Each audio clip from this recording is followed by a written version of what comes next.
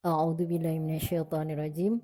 Laisa 'alal ladzina amanu wa 'amilus solihati junahun fima ta'imu. Artinya, dan tiada dosa atas orang-orang yang beriman dan mengerjakan amal-amalan yang soleh terhadap apa yang telah mereka makan. Hal ini terjadi karena kedua sahabat itu tidak mengetahui sebab turunnya ayat tersebut.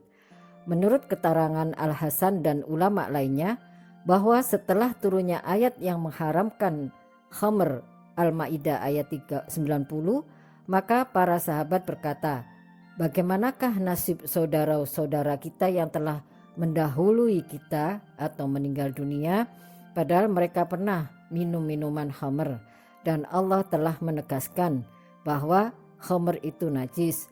Maka turunlah surat Al-Maidah ayat 93. Andai kata tidak ada keterangan tentang sebab turunnya ayat ini, pastilah umat Islam sampai kini masih membolehkan minum minuman yang memabukkan karena berpegangan dengan zahirnya surat Al-Maidah ayat 93 ini.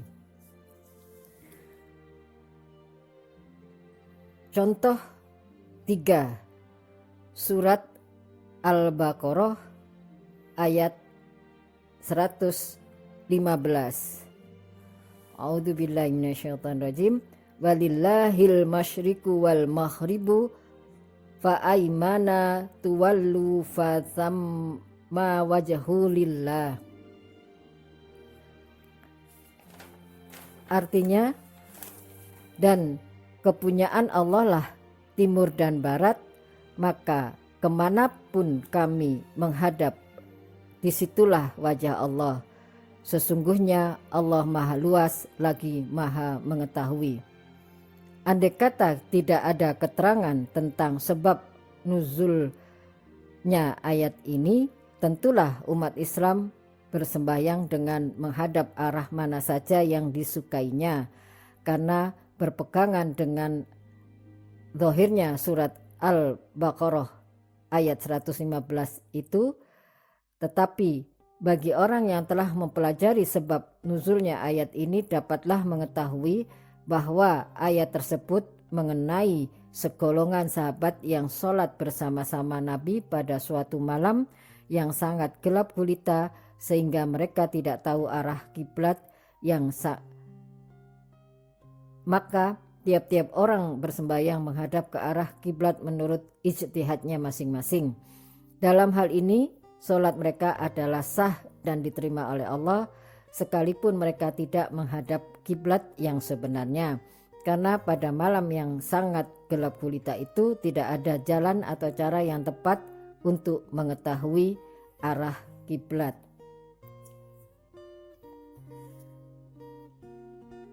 D. Nilai riwayat-riwayat tentang asbabun nuzul. Keterangan-keterangan dan riwayat-riwayat tentang asbabun nuzul itu tidak semuanya nilainya sahih atau benar.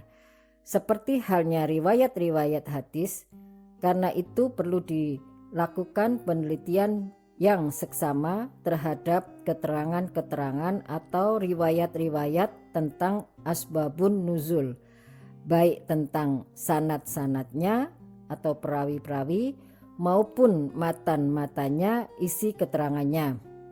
Sehubungan dengan hal tersebut, Al-Suyuti telah mengkritik beberapa kitab yang membahas asbabun nuzul, seperti kitab Asbabun Nuzul karangan Al-Wahidi dan kitab Ikhtisarnya karangan Al-Jabari, karena dipandang memuat riwayat-riwayat yang tidak sahih. Dan kemudian Al-Suyuti sendiri menyusun sebuah kitab yang khusus membahas asbabun nuzul dalam kitabnya Lubabun Nukul fi Asbabin Nuzul. Kitab ini dicetak di Bulak pada tahun 1280 Hijriah di Hamisi tepi kitab Tafsir Al-Jalalain. Keterangan-keterangan atau riwayat-riwayat tentang asbabun nuzul yang dipandang tidak sahih itu disebabkan oleh karena tidak sesuai dengan fakta sejarah atau tidak rasional, atau terdapat hal-hal yang berlebih-lebihan yang bersifat sensasional atau peristiwa-peristiwa yang langka terjadinya.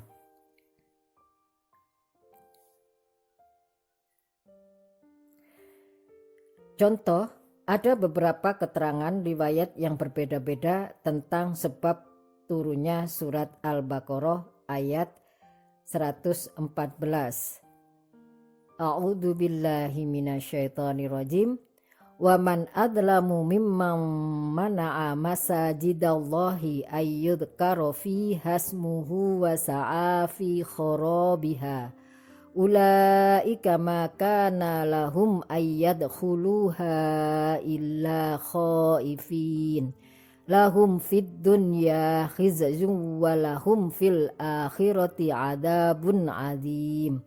Artinya, dan siapakah yang lebih aniaya daripada orang menghalang-halangi menyebut nama Allah dalam masjid-masjidnya dan berusaha untuk merobohkannya. Mereka itu tidak sepatutnya masuk ke dalamnya kecuali dengan rasa takut kepada Allah. Mereka di dunia mendapatkan kehidupan dan di akhirat mendapatkan siksa yang berat. Pertama, menurut pendapat Qatadah yang didukung oleh Al-Wahidi bahwa ayat ini turun tentang Bakhtanashar, Raja Babylon yang memerangi orang-orang Yahudi, menghancurkan Baitul Maqdis sampai rata dengan tanah, dan ia mendapat bantuan orang-orang Kristen dari Roma. Al-Tabari dalam tafsirnya jilid 1 halaman 398 juga sependapat dengan Qatadah bahwa ayat ini turun tentang orang-orang Kristen yang berusaha menghancurkan Baitul Maqdis dengan bantuan Bakhtanashar, dan mereka juga melarang orang-orang mukmin Yahudi untuk beribadah di Baitul Maqdis setelah Bakhtanashar kembali ke negerinya. Menurut Rashid Ridho dan Dr. Subhi Al-Shaleh bahwa keterangan ini salah karena tidak sesuai dengan fakta sejarah. Sebab peristiwa Bakhtanashar ini terjadi umat Kristen belum ada di dunia. Sebab peristiwa ini terjadi pada tahun 633 sebelum Masehi. Hal ini menunjukkan bahwa sekalipun ulama-ulama besar seperti Al-Wahidi, ahli tafsir bukan ahli sejarah, dan Al-Tabrari yang notabene terkenal sebagai ahli tafsir dan juga ahli sejarah, masih juga berbuat kesalahan dalam bidangnya. Hal ini wajar karena yang sempurna itu hanyalah Tuhan dan manusia itu pengetahuannya terbatas, sedang tidak dapat terhindar dari kekhilafan dan kesalahan. Kedua, menurut riwayat Al-Kalbi dari Ibnu Abbas bahwa ayat ini turun tentang Titus, kaisar Romawi yang memerangi orang-orang Yahudi. Ia membunuh orang Yahudi, merampas harta bendanya, membakar kitab Taurat, dan menghancurkan Baitul Maqdis serta membuang bangkai-bangkai ke dalamnya. Peristiwa ini terjadi pada tahun 70 Masehi. Ketiga, menurut riwayat Atta dari Ibnu Abbas bahwa ayat ini turun tentang orang-orang musyrik Arab dari Mekah yang menghalang-halangi Nabi dan para sahabat untuk memasuki kota Mekah. untuk beribadah di Masjidil Haram dan pada umroh Hudaibiyah. Dalam hal ini menurut Muhammad Abduh bahwa surat Al-Baqarah ayat 114 bisa untuk dua kasus, yaitu satu untuk orang-orang musyrik Arab dari Mekah yang menghalang-halangi Nabi dan sahabat-sahabat untuk beribadah di Masjidil Haram, dan dua untuk orang-orang musyrik dari Romawi yang menghancurkan tempat-tempat ibadah. Keempat, ayat ini tidak mengenai peristiwa-peristiwa yang sudah lampau, tetapi mengenai peristiwa-peristiwa yang akan terjadi. Dalam hal ini ada sebagian mufassirin yang menghubungkan ayat ini dengan peristiwa Perang Salib tahun 1096 sampai 1291 Masehi, di mana umat Kristen berusaha merebut dan menguasai tempat-tempat yang dianggap suci bagi mereka, seperti kota Yerusalem, dan mereka menghancurkan banyak tempat-tempat ibadah umat Islam. Di samping ada pula yang menghubungkan dengan peristiwa Al-Qaramitah yang pernah menghancurkan Ka'bah dan menghalang-halangi umat Islam untuk beribadah di sana serta menghancurkan banyak masjid. Demikian banyaknya keterangan-keterangan dan riwayat yang berbeda-beda tentang sebab turunnya surat Al-Baqarah ayat 114 ini. Dr. Suhbi Al-Salih sependapat dengan Syekh Muhammad Abduh bahwa ayat ini merupakan ancaman yang keras dari Tuhan yang bersifat umum. Artinya ayat ini tidak ditunjukkan terhadap oknum, golongan, tempat, dan masa tertentu, tetapi ditujukan kepada siapa, kapan saja yang menghalang-halangi orang lain melakukan ibadah di tempat-tempat ibadah atau orang yang menghancurkan tempat-tempat ibadah. Berhubung adanya kenyataan bahwa riwayat tentang asbabun nuzul itu tidak semuanya sahih, maka para ulama salaf sangat hati-hati dan teliti dalam menerima riwayat-riwayat yang berhubungan dengan asbabun nuzul, baik mengenai sanad-sanadnya maupun mengenai matan-matannya. Dalam hal ini Ibnu Sirin pernah berkata, "Aku bertanya kepada Ubaidah tentang suatu ayat Al-Quran, maka beliau berkata, bertakwalah kepada Allah dan berkatalah yang benar. Telah pergi orang-orang yang mengetahui pada siapa atau apa ayat itu diturunkan. Akan tetapi sikap hati-hati dan teliti ulama salaf yang semacam ini tidaklah berarti mereka tidak mau menerima keterangan-keterangan atau riwayat-riwayat tentang asbabun nuzul daripada sahabat. Mereka berpendapat bahwasanya ucapan seorang sahabat tentang sesuatu yang tak dapat dicapai dengan akal atau ijtihad, melainkan dasar pegangannya adalah kutipan dan pendengaran, maka dapat dipertanggungjawabkan bahwa sahabat itu mendengar sendiri dari Nabi, karena jauh sekali kemungkinannya bahwa sahabat itu mengucapkan demikian itu dari hasil ijtihad sendiri. Karena itu Ibnu Al-Salah, Al-Hakim dan lain-lain telah menetapkan dalam ulumul hadis bahwa seorang sahabat yang menyaksikan turunnya wahyu apabila meriwayatkan tentang sebab turunnya sesuatu ayat, maka riwayatnya itu dipandang sebagai hadis musnad dan juga marfu hukumnya. Perkataan seorang tabi'i tidak dapat dipandang riwayat yang sahih dalam masalah ini, kecuali apabila dikuatkan dengan hadis mursal lain yang diriwayatkan oleh salah seorang ahli tafsir yang jelas diketahui bahwa ia menerima tafsir itu dari sahabat seperti Ikrimah, Mujahid, Sa'id bin Jubair, Atta, Al-Hasan Al-Basri, Sa'id bin Al-Musayyab, dan Al-Dahak.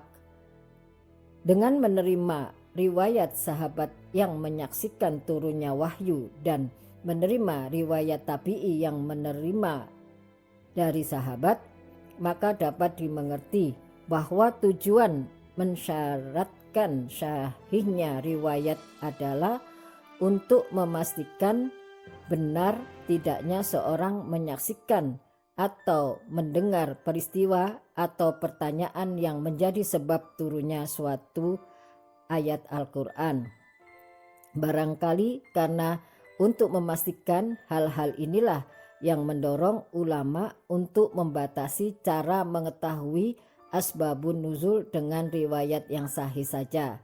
Mereka tidak membenarkan seorang mengeluarkan pendapat atau berijtihad dalam masalah asbabun nuzul ini.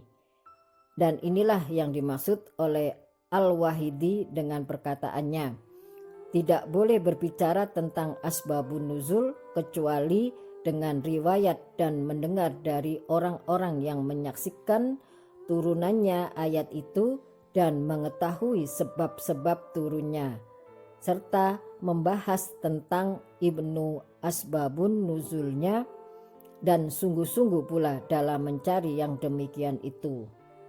Al-Wahidi juga memperingatkan dalam kitabnya Asbabun Nuzul bahwa ulama salaf tidak mempermudah dalam hal meriwayatkan asbabun nuzul karena mereka takut berbuat dusta terhadap Al-Quran. Ia menyayangkan bahwa ulama di zamannya mempermudah dalam masalah asbabun nuzul ini, seolah-olah mereka mengabaikan ancaman Allah terhadap orang-orang yang berbuat kebohongan kepada Allah. Untuk menghindarkan diri kita termasuk golongan yang berbuat dusta dalam riwayat tentang asbabun nuzul, kita harus mengakui bahwa kita ini walaupun telah bersungguh-sungguh mencari riwayat-riwayat yang sahih yang memungkinkan kita mengetahui asbabun nuzul, namun kita tidak mungkin dapat menghimpun seluruh ayat-ayat Al-Quran yang turunnya didahului dengan adanya suatu peristiwa atau pertanyaan. Sihot ibarat atau lafaz riwayat yang berhubungan asbabul nuzul. Lafaz dari riwayat-riwayat yang sahih tidak selalu berupa nas syarih, pernyataan yang jelas dalam menerangkan sebab turunnya ayat. Di antaranya ada yang dengan pernyataan yang konkret dan ada pula dengan bahasa yang samar yang kurang jelas maksudnya. Sebab mungkin yang dimaksudkan itu adalah sebab turunnya ayat atau hukum yang terkandung dalam ayat itu. Apabila seorang perawi menerangkan dengan lafaz kata sebab atau ia memakai fa ta'kibiyah, fa huruf ataf yang mempunyai arti, maka kemudian yang masuk ke dalam materi turunnya ayat sesudah ia menerangkan suatu peristiwa atau sebuah pertanyaan yang diajukan kepada Nabi Shallallahu Alaihi Wasallam. Misalnya ia berkata, terjadi peristiwa ini, atau Nabi ditanya tentang peristiwa ini, maka turunlah ayat ini. Maka yang demikian itu merupakan nas yang jelas menunjukkan sebab turunnya ayat itu. Tetapi apabila seorang perawi menyatakan ayat ini turun tentang itu, maka ibarat ini mengandung dua kemungkinan, yakni mungkin itu merupakan sebab turunnya ayat tersebut dan mungkin pula mengandung suatu hukum dalam ayat itu. Dalam hal ini, Al-Zarqasi dalam kitab Al-Bukhari berkata, telah diketahui kebiasaan para sahabat dan tabi'i bahwa apabila mereka mengatakan turun ayat ini tentang itu, maka maksud mereka ialah menerangkan bahwa ayat ini mengandung hukum itu, bukan dimaksudkan untuk menerangkan sebab turunnya ayat. Segolongan ahli hadis memasukkan ibarat perkataan semacam itu ke dalam hadis musnad dan marfu, seperti terdapat pada ucapan istri-istrimu adalah sawah ladangmu. Imam Ahmad dan Imam Muslim CS tidak memasukkan ucapan tersebut ke dalam hadis musnad, tetapi mereka memandang ucapan tersebut sebagai istidlal, memakai ayat itu sebagai dalil untuk menetapkan suatu hukum atau takwil interpretasi dari sahabat tabi'i yang bersangkutan. Jadi bukan termasuk riwayat yang dinukil atau dikutip mengenai suatu peristiwa yang terjadi. Dan apabila seorang pewari berkata ayat ini turun tentang hal ini, atau perawi lain berkata ayat itu turun tentang bukan hal ini, maka jika lafaz itu dapat menerima maksud dari kedua perawi itu, maka dapatlah dipertanggungjawabkannya kepada keduanya dan tak ada pertentangan antara kedua-duanya. Tetapi kalau lafaz itu tidak dapat menerima maksud dari kedua perawi tersebut, maka yang dipegangi adalah yang sesuai dengan petunjuk lafaznya dan sesuai pula dengan siyakul kalam, konteks kalimatnya. Tetapi apabila seorang perawi berkata nazalat hadihi ayatu fi kada dengan nas yang sahih, maka sudah jelaslah bahwa yang dipegangi adalah yang memakai nas yang syarih, sebab nas yang syarih haruslah didahulukan daripada ucapan yang masih mengandung beberapa kemungkinan muhtamil. Demikian ibu-ibu pembacaan buku Ulumul Quran. Semoga bermanfaat. Assalamualaikum warahmatullahi wabarakatuh.